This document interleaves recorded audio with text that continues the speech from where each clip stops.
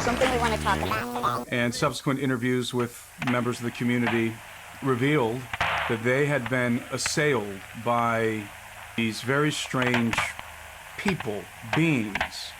Knickerbocker is a family name, and it came from Harmon Jensen Knickerbocker, who first moved to Albany in 1670. They finally set up an interview to go over all the evidence, but Mel never shows, and Art is never able to get a hold of him again.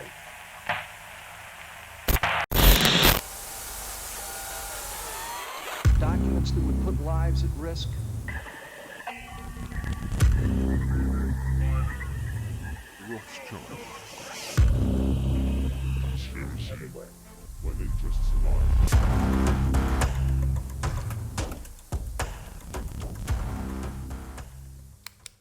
Summer of 2023, in July, there was a series of videos that went viral on social media. These videos were captured in the Peruvian Amazon in the region of Alto Nanay. They featured a chaotic scene at nighttime in which the villagers were running around, screaming, pursuing something, and discharging their firearms into the jungle.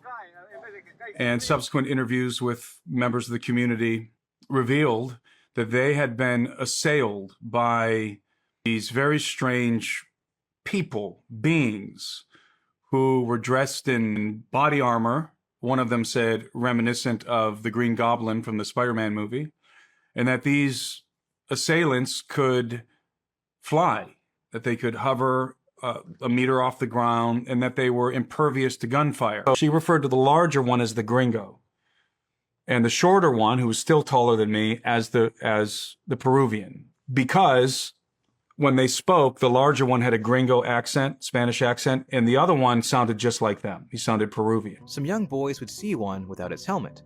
These boys would see it and run away, as this Pelicata tried to aim its light weapon at them unsuccessfly. Es un negro encapuchado. Y acá tenía su cuchillo grande y acá tenía su lente, su láser. Ya había un chiquitito grande.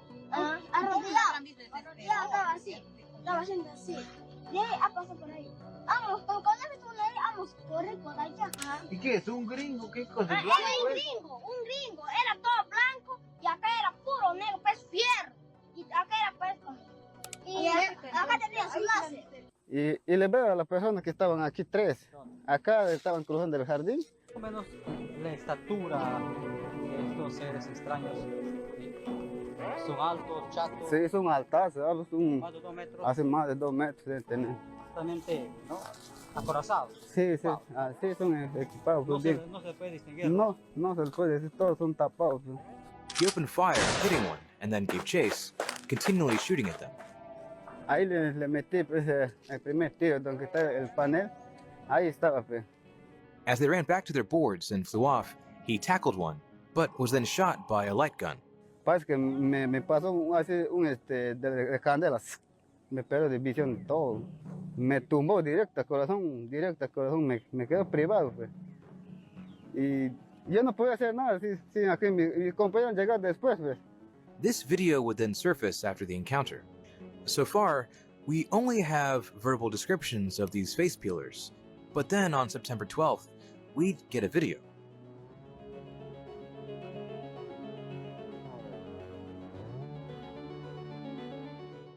It's super interesting, in my opinion, very compelling. Obviously, you know, a lot of different interpretations of what of the story.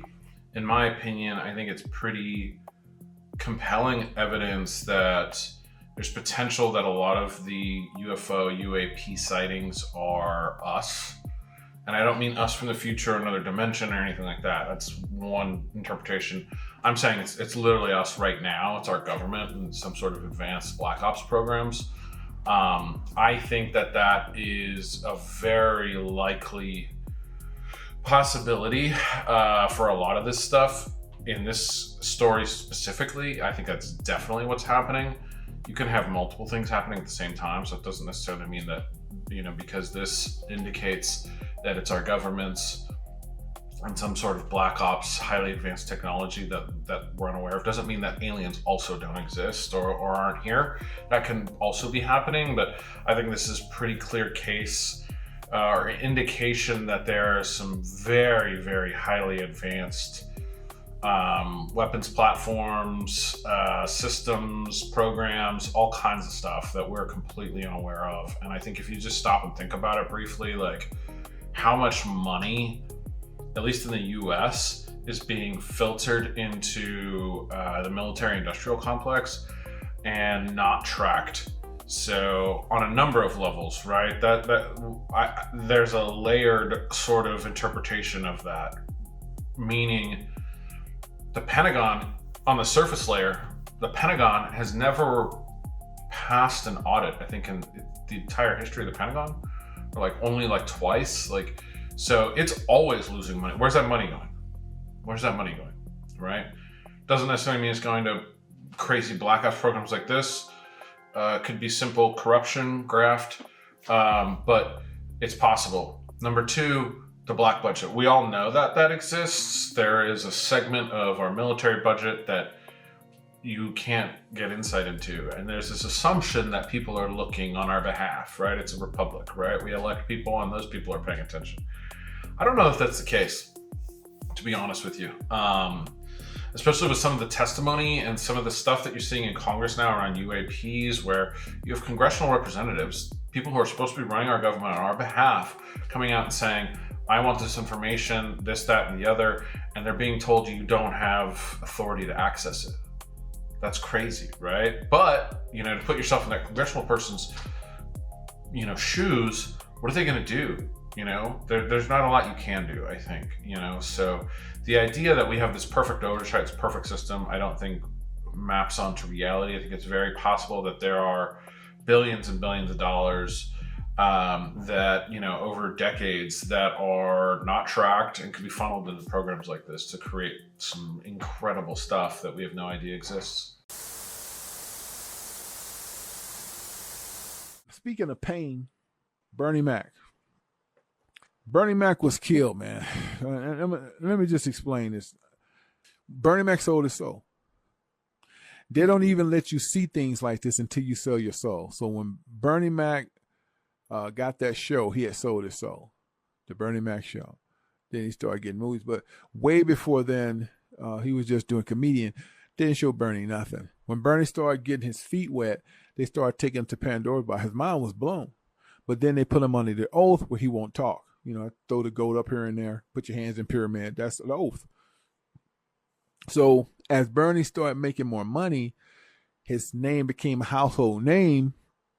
They started taking Bernie to the clone lab, because there is a thing called clone lab, and they all over. They're not just in America; they're all over the world. All right, they control them anywhere. Rich folks, they're always in places you never think they are. It's like it could be a desert, like nothing exists. And it's this one fucking pond of water or some old trees. That's usually where it's at. It's underground. They got it, man. It's just like the movies. They telling you the truth in the movies.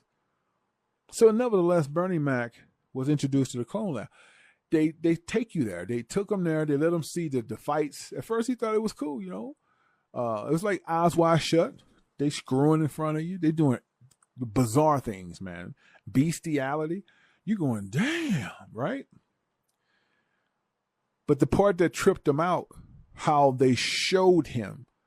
They literally showed him how they clone people. They take the real person and put them off to the left and make two more of you. It blew his mind. Just like they did the dogs, the fish, all of that. He was like, wait, I'm tripping. That ain't a real person. Then they start, they stab the person to make you see they bleed. They're real. And they can feel that pain. You understand?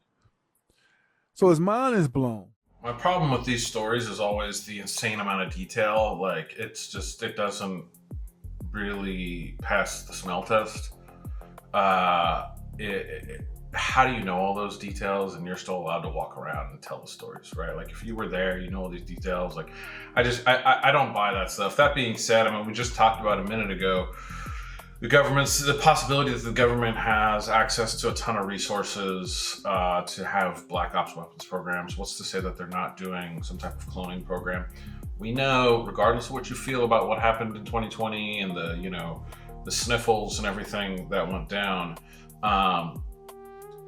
I don't care what your political opinions about that are, right? We discovered through that process that the government is involved in funding all kinds of labs that we're unaware of from a healthcare perspective, a healthcare research perspective, right? So what's to say that, you know, that doesn't go all the way to something like cloning? Haven't they cloned? I mean, I'm not an expert, but haven't they cloned things like sheep and dogs and stuff like that?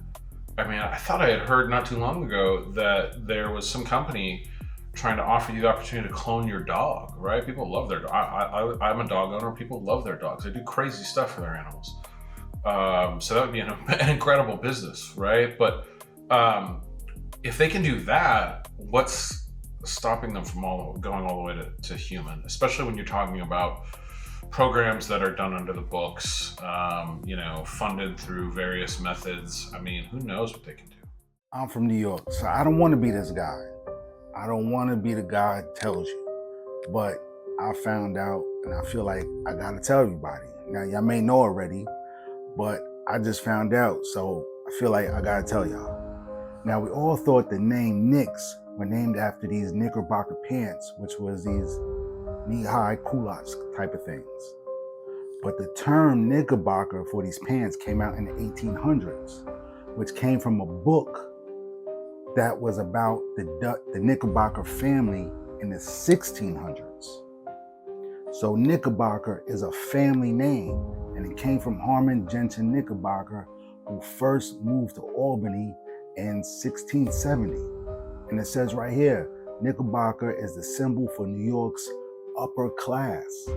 Now this group of people took over the Netherlands and grew their population from 0 to 17,500 in only 50 years.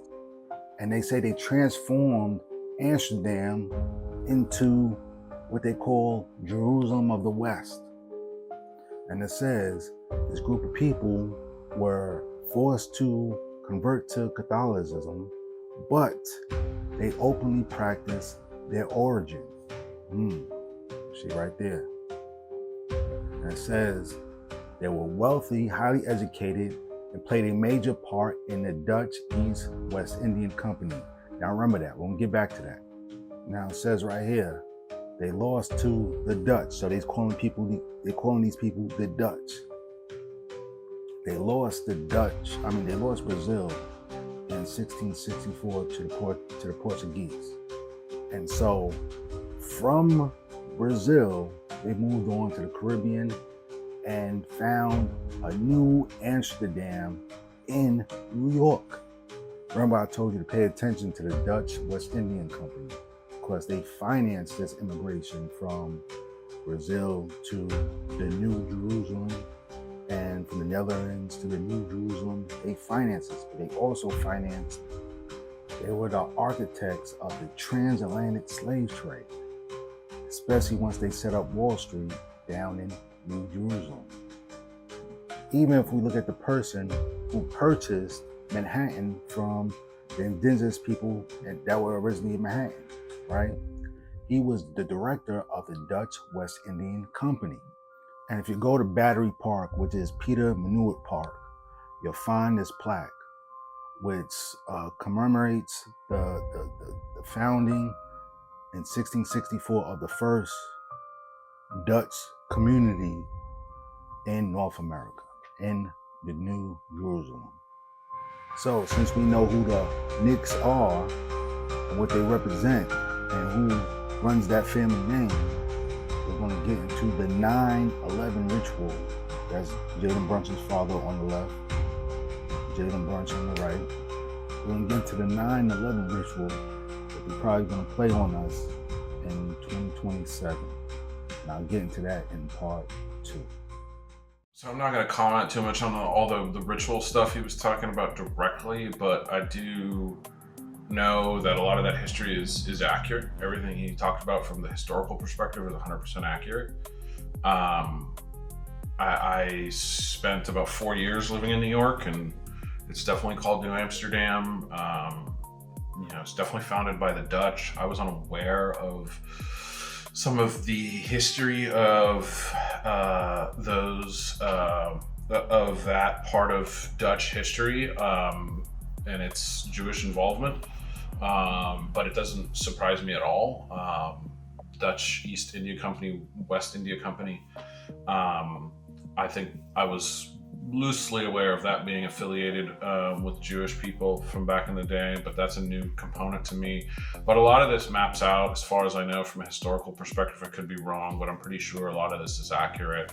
Does that mean this is some type of ritual, 9/11 stuff? I don't know. That's a little bit odd to me. What I will say is, just because it's odd to me and maybe it's odd to you doesn't mean that it's not true, right? Like, just because it can be difficult to wrap your head around ritualism and you know, that type of thing doesn't mean it's not happening, right? Like, if a group of people believe in certain things, you know, they may be doing it for whatever reason, right? Just because you don't believe it, it's hard for you to wrap your head around, doesn't mean it's not happening. That being, additionally, there could be a number of reasons why it's happening.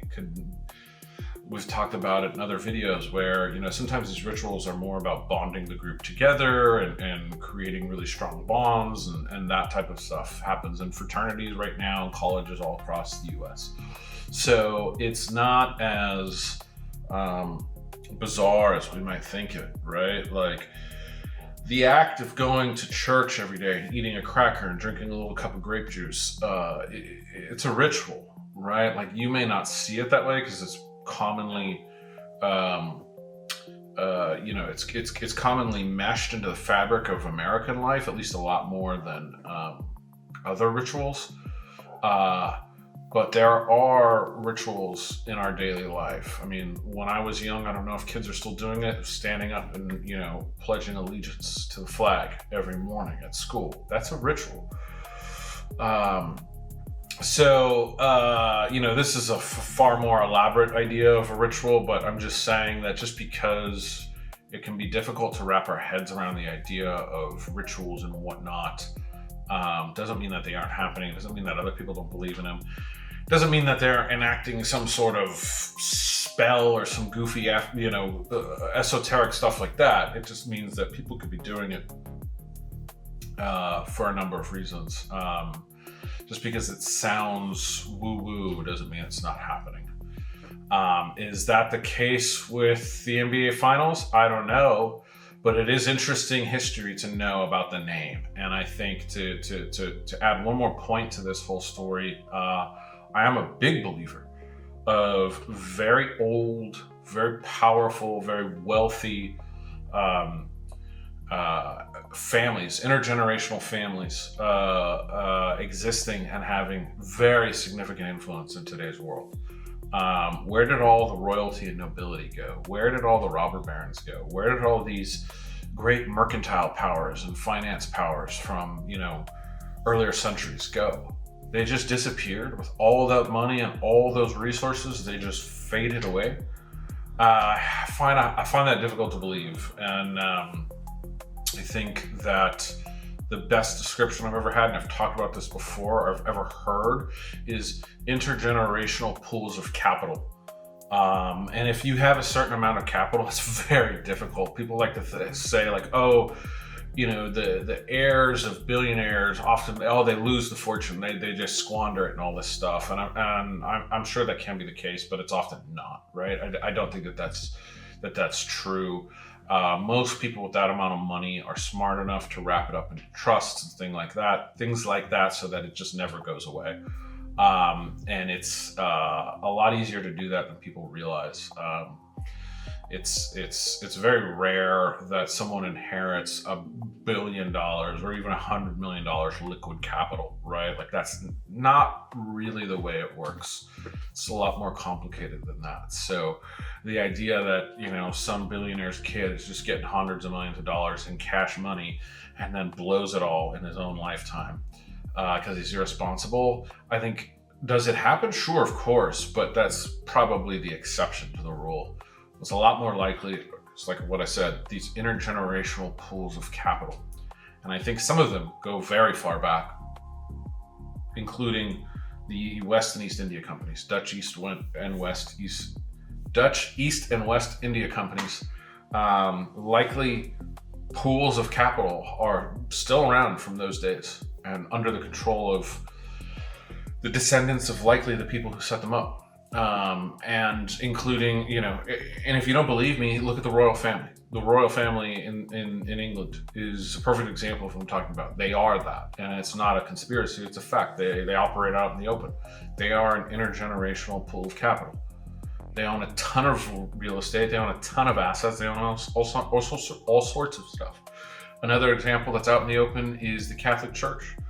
Catholic Church isn't controlled by one single family, but it is an intergenerational pool of capital, 100%.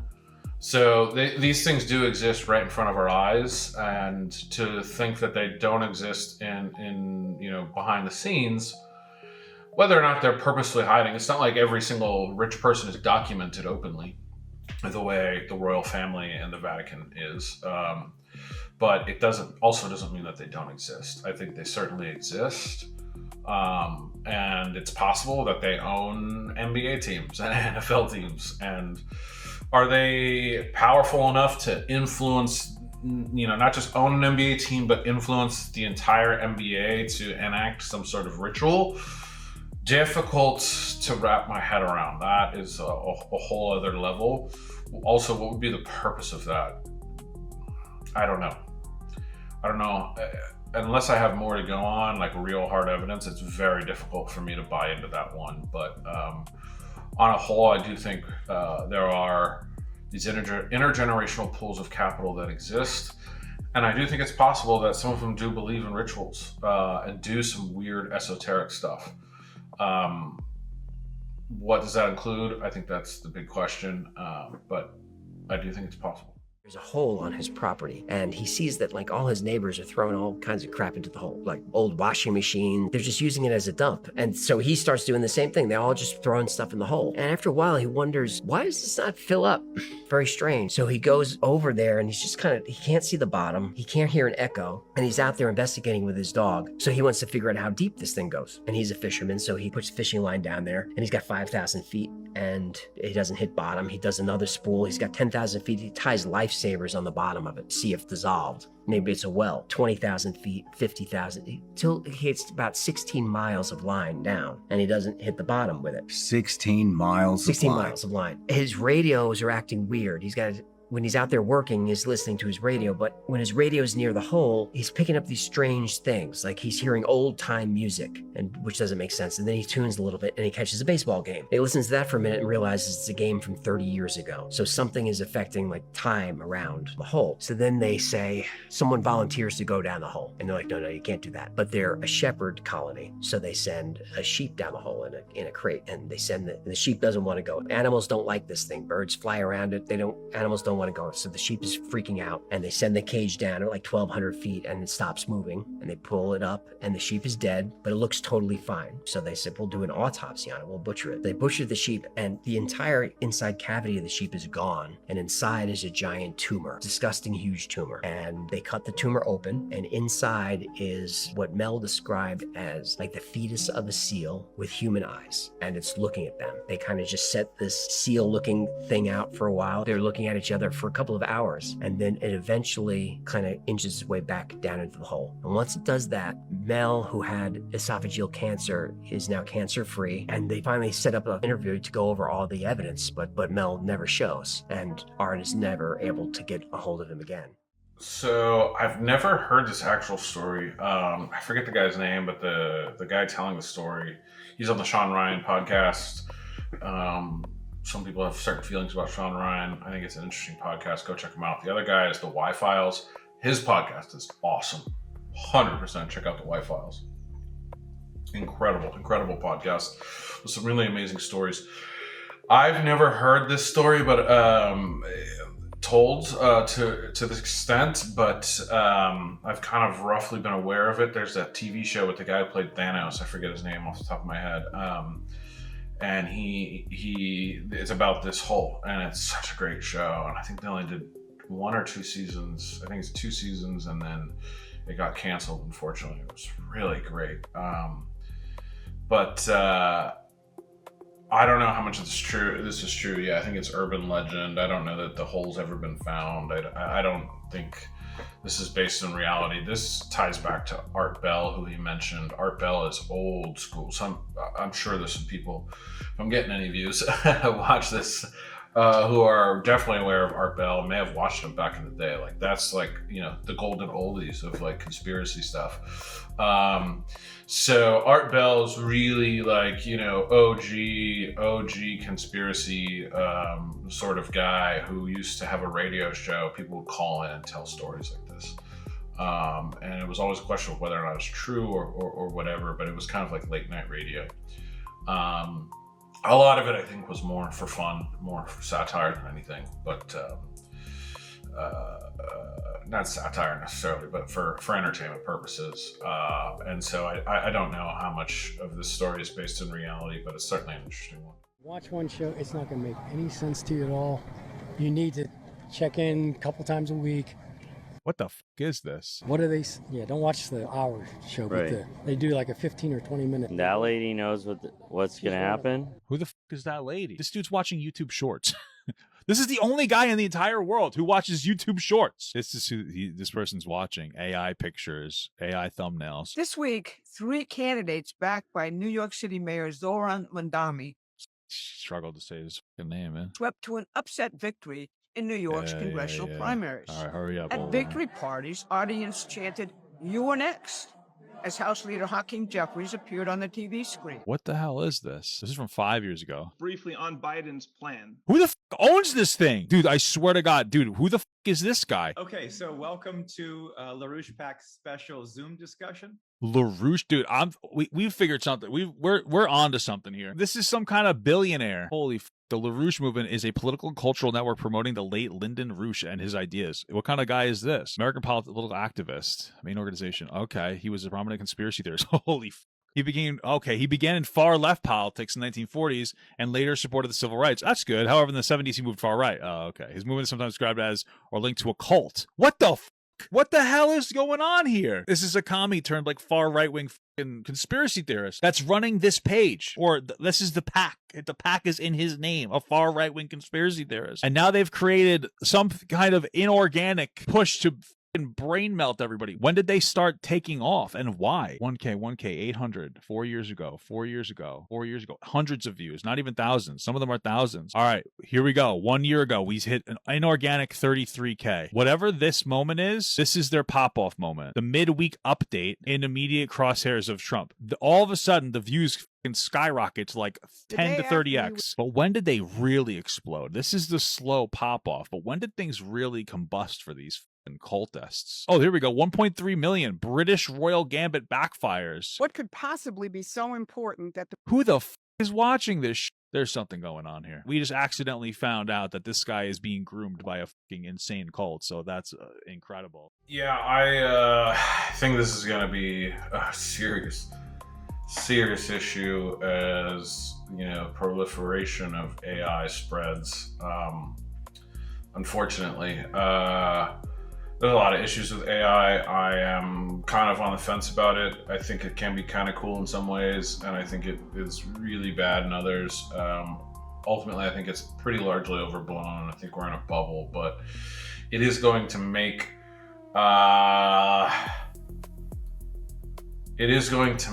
content that is real difficult for certain audiences to identify.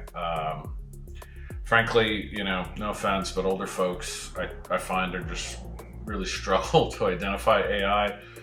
I've even had people I know, you know, bring me videos. They're like, "Oh, look at this," and then it's AI. It's like, yeah, that's not real. You know, it's just it's difficult, I think, for people who didn't grow up with technology.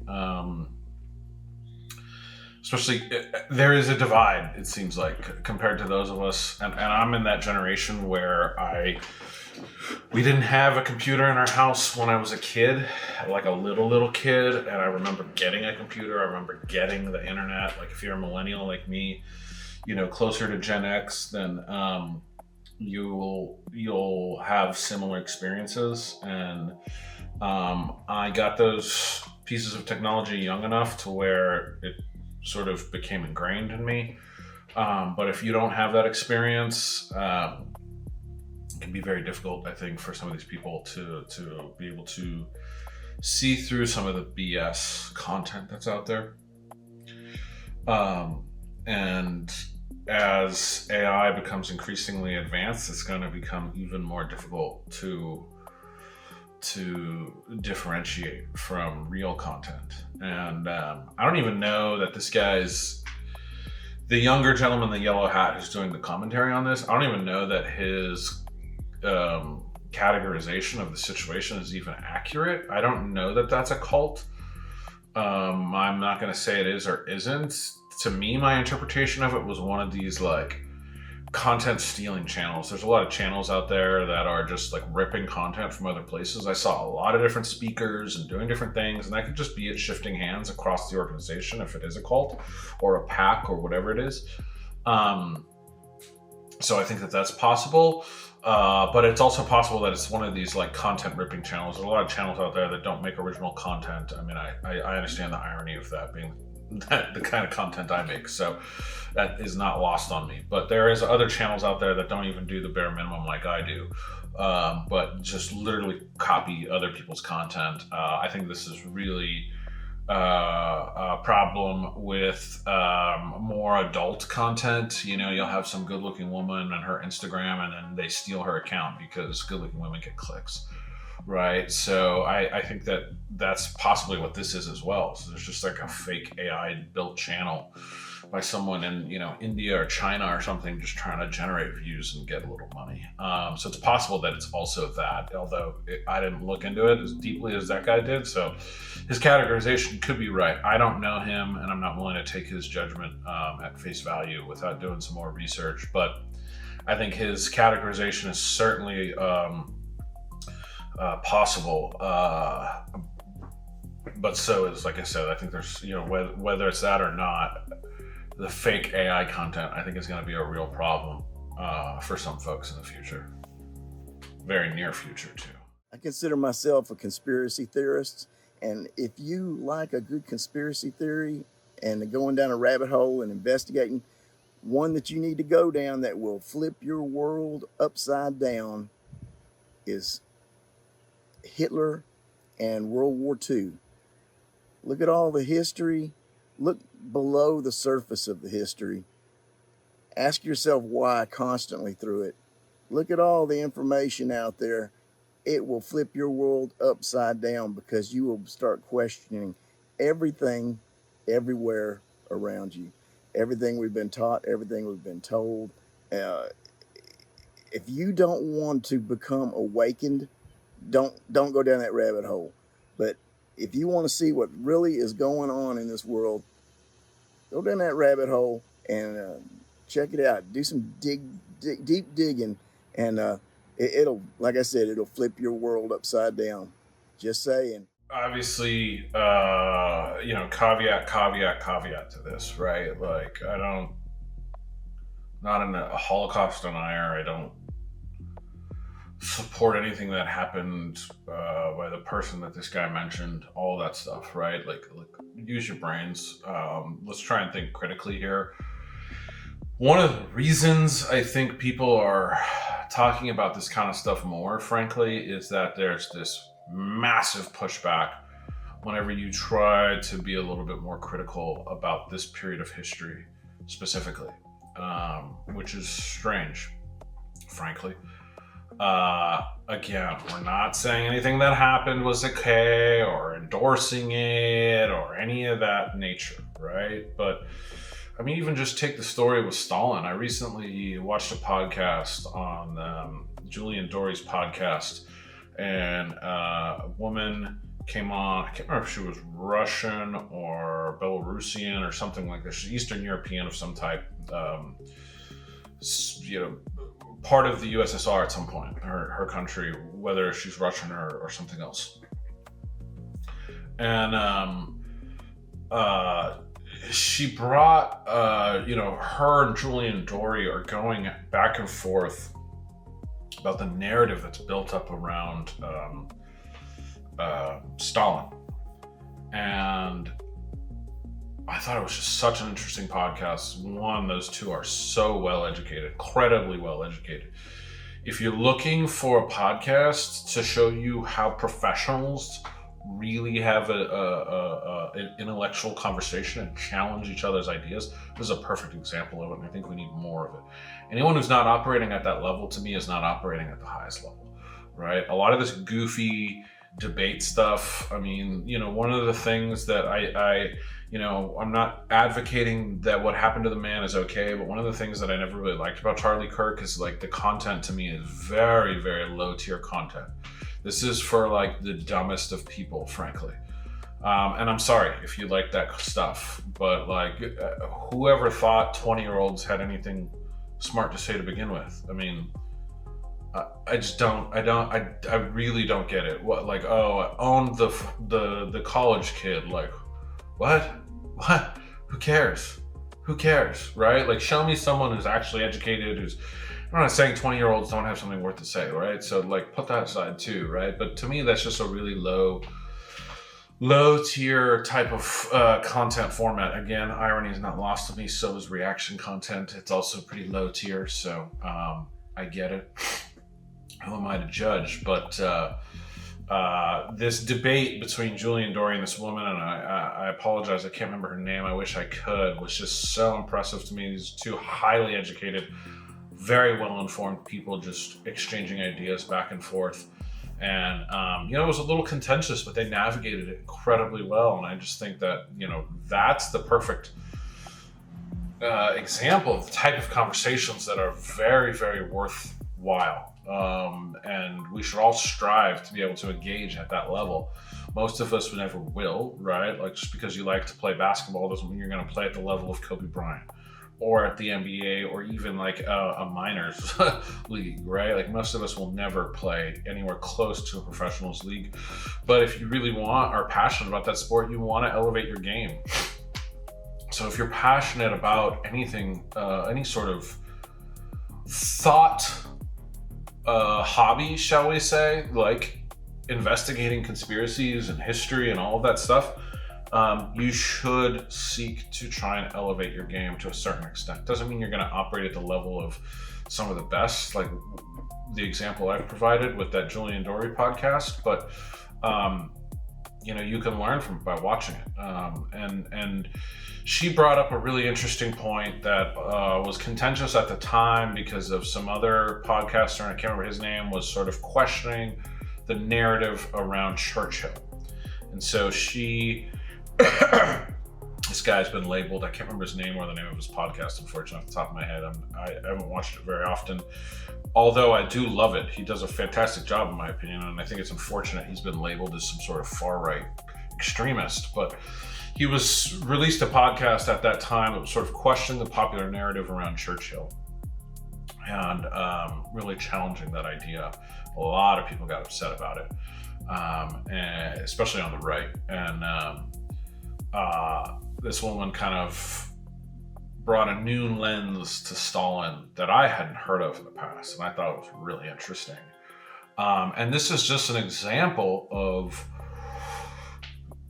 these narratives, especially during this period of time, being extremely powerful and extremely impactful. And most of us are tied to it to a certain degree, one way or another, whether you realize it or not, right?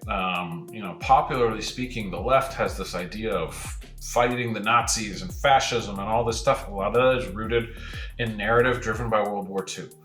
And on the right, we have this idea of American exceptionalism, American number one, and this, that, and the other, American pride. A lot of that is rooted in the narrative driven by World War II, and the America being the savior of Europe. How much of either of these things are true, any of this stuff is true, is debatable, right? We all know that history is written by the victor. So, who won World War II? Right? I think that in and of itself, if you can point to one group and say, who won World War II? Who would you say? Most people would say the United States. I used to think that myself, but I don't know that that's the case anymore. And I think as you look into that period of history seriously and through a critical lens, you'll start to interpret some of these events differently. Does it mean the Holocaust didn't happen. That's not what I'm saying. Any of that stuff, right? Put that to the side. Just simpler questions like who won, right? You know, I live in the US, as that's probably clear.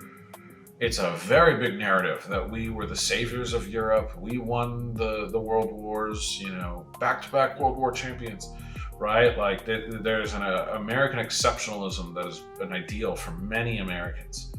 And the reality is World War II was won by the United States and Russia. That's a fact. That's a fact. We threw treasure, they threw blood. Like, that's a fact. You don't want to hear it, that's fine, but that's a fact. And I, for one, am not going to diminish the sacrifice of those people just to boost my own unearned confidence in American exceptionalism that's rooted in this idea that we are the saviors of Europe and won World War I and II. I know much less about World War I, but II definitely the case is without Russia. There's a big question mark of whether or not things would have turned out the way they did. You know, Russia was absolutely a component of the victory scenario. So to take that away, I think is very disrespectful to their sacrifice. I think the reason we do it, the reason we do have this narrative pushed to us in the West, in America specifically, is because they don't want us to think this way. They don't want us to be openly friendly from a cultural perspective to people on the communist left, right? Like that's what it was after World War II. That's what the Cold War is, right? So there's a deep, you know, after World War II, there's another 50 years of history that's all wrapped up in World War II. Post-war environment is really an a story of antagonism between the US and Russia. And, you know, again, another scenario in which the popular narrative being pushed coming out of the Cold War is US won, right? Rethink those ideas. It's constantly US won, US number one. You're the best because you're American, right? Like, I love the country. I'm not anti-patriotic or anything like that, but I think it's time for us to grow up a little bit as a nation culturally and start to reevaluate some of these narratives. Doesn't mean we didn't make contributions, doesn't mean we weren't integral to victory. It doesn't mean, you know, the people who lost their lives, people who served during these times aren't heroes. None of that takes away from those facts. But you can recontextualize your ideas about this period of history. And like this gentleman said, when you start going down that rabbit hole and start exploring these ideas, you start realizing a lot of things if you're able to do it critically and objectively to a certain extent. I think you'll start to realize a lot of things, and it helps contextualize a lot of what's going on in the world today. I said a lot there. I hope it's an interesting message. I hope it's somewhat motivational, but I think it's important, and I think it's worth saying. Taking a more critical lens to history, especially in the past, 100-odd years, I think it's important really understanding where we are today, and I encourage everyone to do that. I'll stop my rambling. Like, comment, subscribe. What are your thoughts about some of the World War II stuff that we talked about and the Cold War? Like that, the 20th century, I think, is such an interesting body of history to really verse yourselves in, because so much happened and so much of it is the groundwork and the foundation of what's going on today. How much do you guys agree with that, or what do you think about that period in time? I'd love to hear it. So comment down below. Like I said, like, subscribe, share this video. Any support and engagement is tremendously helpful and much appreciated. We'll be back tomorrow with another one, guys. Thanks.